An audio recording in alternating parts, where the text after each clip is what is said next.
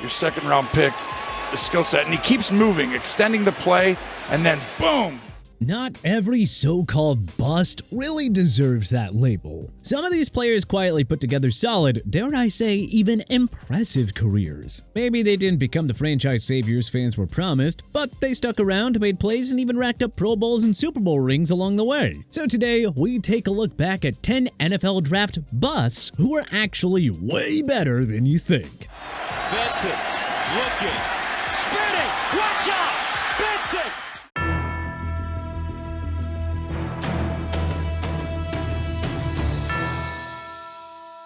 Ted Ginn Jr., WR 9th overall, 2007, Miami Dolphins. To be honest, Miami should have known it when they took him, but based on his skill set coming out of college, Ted Ginn Jr. was never gonna be Randy Moss. But for whatever reason, when Miami took him 9th overall in 2007, the consensus around the league was that Ginn would be their top option for years to come. But the shifty speedster simply wasn't that kind of receiver, and that resulted in some fans labeling him a bust almost immediately. But guess what? 14 seasons, Ginn played in the NFL for over a decade, and you don't stick around that long without bringing something to the table. Sure, he wasn't the polished route runner or red zone threat teams covet, but what Ginn did possess was a world-class speed, the kind that made him a constant deep threat and a game-changing return specialist. When all is said and done, Ginn totaled 5,742 receiving yards, 33 total touchdowns, and countless special team highlights. His longevity honestly speaks louder than the bust label ever could. Glenn Dorsey, DT, 5th overall, 2008, Kansas City Chiefs. When the Chiefs took Glenn Dorsey 5th overall out of LSU, the hope was that he would essentially develop into Kansas City's version of Warren Sapp, the dominant type of force on the inside of the defensive line that was capable of terrorizing quarterbacks for the next decade, which, considering his 7 career sacks, clearly was not the case. However, he did manage to turn himself into something else useful on the roster, and in his second act with the 49ers, a rock-solid run stopper. Obviously, dependable run stoppers aren't exactly sexy as elite pass rushers, especially not as a 5th overall pick, but that doesn't mean that Dorsey was bad by any means. He just wasn't the flashy sack machine people projected him to be coming out of Baton Rouge. Over 8 seasons, he started 92 games, accumulated 331 tackles, and quietly anchored defensive lines in Kansas City and San Francisco. He may not have filled the stat sheet with sacks, but hey, Dorsey was the guy eating double teams and making life way easier for the linebackers behind him. And trust me, those guys most certainly noticed. Sam Darnold, QB, 3rd overall, 2018, New York Jets. The early stages of Sam Darnold's career is like trying to evaluate a race car that's been driven exclusively on gravel roads. He was drafted 3rd overall by the Jets and was supposed to be the chosen one, the quarterback who would finally end the Jets' eternal quarterback carousel. Unfortunately for Jets fans and Darnold alike, he walked into an absolute dumpster fire, one that makes the Jets' most recent disasters look like a walk in the park. And that, of course, was getting thrown to the wolves of Adam Gase's offense, a depleted roster, and a very, very brutal offensive line. Those combination of factors created a nightmare scenario for Darnold, one that I don't think is unfair to say that no quarterback could thrive in. And it wasn't for a lack of trying. Darnold certainly showed flashes, but the Jets' dysfunction swallowed him whole, and it ultimately spit him out in Carolina, where, despite more organizational turmoil, things actually started to look up. At least for a brief amount of time. Darnold led the Panthers to a 4-2 start in 2021 before injuries derailed his season. He then crash-landed in San Francisco and had the chance to actually develop under Kyle Shanahan, a coach known for squeezing every drop of talent from his quarterbacks. The word on the street at the time was not to be surprised if Darnold's story still had a few chapters left. And, well, that's actually proven to be true in spades based on his first year in Minnesota, playing for another talented coach in Kevin O'Connell. Darnold is finally starting to look like the franchise quarterback that the Jets hoped for back when they drafted him 3rd overall. And whether it continues for the Vikings or elsewhere, I think it's more than safe to say at this point that Darnold is not the bust that folks feared he was in New York, but rather another victim of the quarterback meat grinder that is the New York Jets. Mark Sanchez, QB, 5th overall, 2009, New York Jets. Yes, Mark Sanchez will forever be remembered for the butt fumble. But if you stop there, man, you are missing the bigger picture. Sanchez led the Jets to back-to-back AFC Championship games, which, considering the franchise's track record, is actually a feat worthy of some serious respect. No, he wasn't exactly perfect, and his counting numbers were pretty meh. But Sanchez had ice in his veins when it mattered, and he delivered it in more than a few clutch situations for New York during those runs. His career totals of 15,357 yards, 86 touchdowns are not exactly Hall of Fame caliber, heck, far from it, but they absolutely speak to a 9-year NFL career as a starter and backup, and a guy that doesn't deserve the bust label that gets slapped on him. Jets fans might not appreciate it, but a 9-year career out of any player is pretty dang impressive, and 2 AFC Championship game appearances is far from bust material. Ricky Williams, RB, 5th overall, 1999, New Orleans Saints. The perception of Ricky Williams' career is far from reality due to a couple of different factors. First off, Ricky Williams didn't ask Mike Ditka to trade an entire draft class for him, but Ditka saw Williams as a generational talent coming out of Texas and bet the house to land him. And,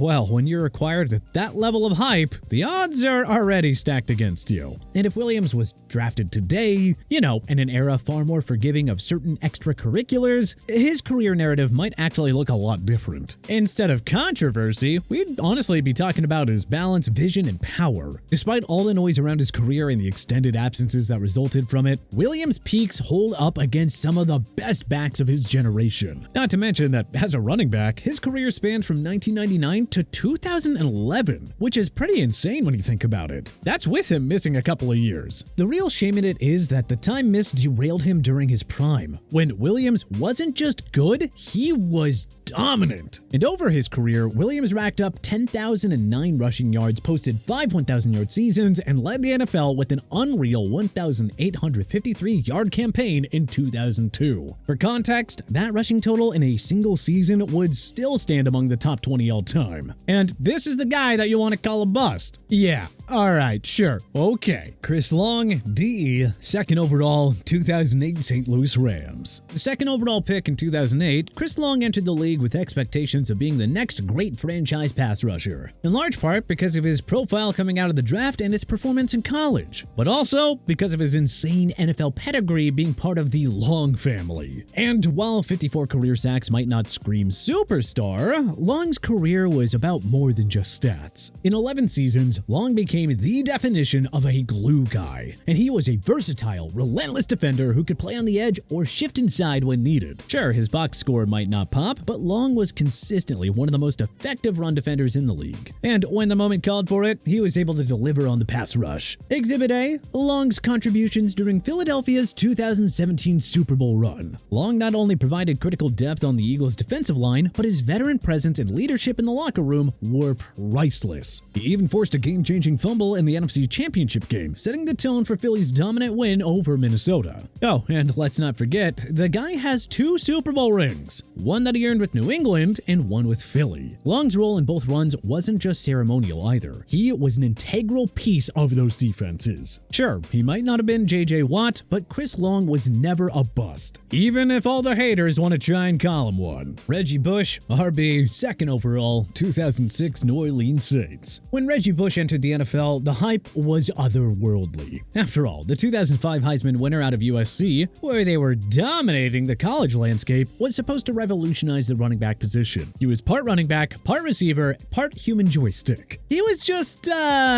well, a little too early to the NFL. In today's NFL, Bush would probably be a featured weapon in the mold of Alvin Kamara or Christian McCaffrey, deployed all over the field to exploit matchups. Bush's timing was just a little bit off, and honestly, we can't fault him for that. Plus, while he didn't exactly reshape the league the way that Marshall Faulk or LaDainian Tomlinson did, Bush still put together a career most players could only dream of. He rushed for back-to-back 1,000-yard seasons later in his career with the Dolphins and Lions, proving that he could handle the traditional workload when asked and finish his playing days with 5,490 rushing yards, 3,598 receiving yards, and 58 total touchdowns. Oh, and he won a Super Bowl ring in 2009, playing a key role in Sean Payton's high-powered Saints offense. Was he the next Barry Sanders? Commanders? No, but Reggie Bush was far from a bust. Brandon Graham, DE, 13th overall, 2010 Philadelphia Eagles. Drafted 13th overall in 2010, Graham was supposed to be the next great Eagles pass rusher to carry the torch, but the early returns were not exactly pretty, largely because Graham tore his ACL as a rookie, limiting him to just 13 games. Those whispers turned to screams by his third season, at which point he only had 8 career sacks and the Eagles shifted him to a rotational role. No shocker here, but in the eyes of Philly fans, Graham wasn't living up to the billing, especially as Jason Pierre-Paul, taken 3 picks later, blossomed into a star for the rival Giants. Slowly but surely, however, Graham began to refine his game, developing into one of the most complete edge rushers in football. By 2016, Graham earned second-team All-Pro honors and became the heart of the Eagles' defensive line. And then came Super Bowl 52. With Tom Brady orchestrating a late-game comeback, Graham delivered the play of the game, a strip sack of Brady that sealed the Eagles' first-ever Super Bowl win. And in that moment, Graham's legacy shifted forever. Since that time, Graham has racked up 70 career sacks and counting. He's made a Pro Bowl and has truly solidified his place as a Philadelphia legend, far from the bust that some people still think him to be to this day. Cedric Benson, RB, 4th overall, 2005 Chicago Bears. The Bears' 4th overall pick in 2005 was tagged as a disappointment, but he really did end up having a very solid career. Cedric Benson's career is a tale of two halves. He was supposed to be the next great workhorse back for the Bears, but instead spent 3 forgettable seasons in Chicago, struggling with injuries, inconsistency, and clashing with coaches. The Bears eventually cut ties, and that bust label felt cemented. However, Benson's story didn't end there. After landing in Cincinnati, Benson experienced a full career resurgence. From 2009 to 2011, he rattled off 3 straight 1,000-yard seasons and became a key figure in the Bengals offense. In those 3 years alone, Benson rushed for over 3,500 yards and 19 touchdowns. Benson wasn't the flashiest runner, not the guy to rip off spin moves or highlight reel jukes, but he was a bruising, no-nonsense back who wore defenses down. By the time that he retired, Benson had amassed 6,017 rushing yards and 33 touchdowns. Hardly the numbers of a bust. Alex Smith, QB, 1st overall, 2005 San Francisco 49ers. If there is one draft bust narrative that deserves to be completely rewritten, it is Alex Smith's. His name was practically synonymous with bust for the first 6 years of his career after the 49ers made Smith the 1st overall pick in 2005, passing on Aaron Rodgers in the process. Obviously, that didn't take long for that decision to haunt them. And yeah, Smith never really turned into Rodgers. However, he did escape that bust label that was immediately slapped on him following his rookie season. It just took a bit of time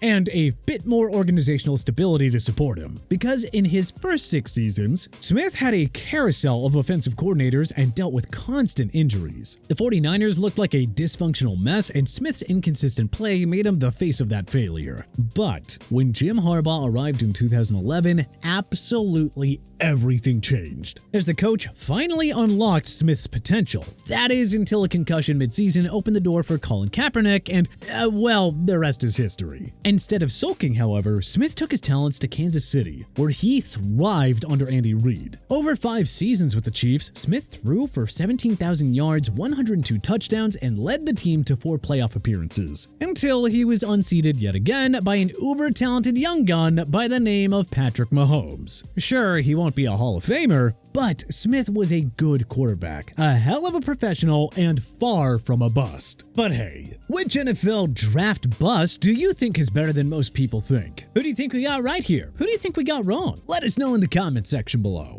If you like this video and learned a thing or two, then clicking the like button helps us out a ton. And you know, we really appreciate it. If this is your first time coming around to TPS though, subscribing is a great idea, because we put out videos like this every single day. But as always, thanks for watching, and we'll see you guys next time.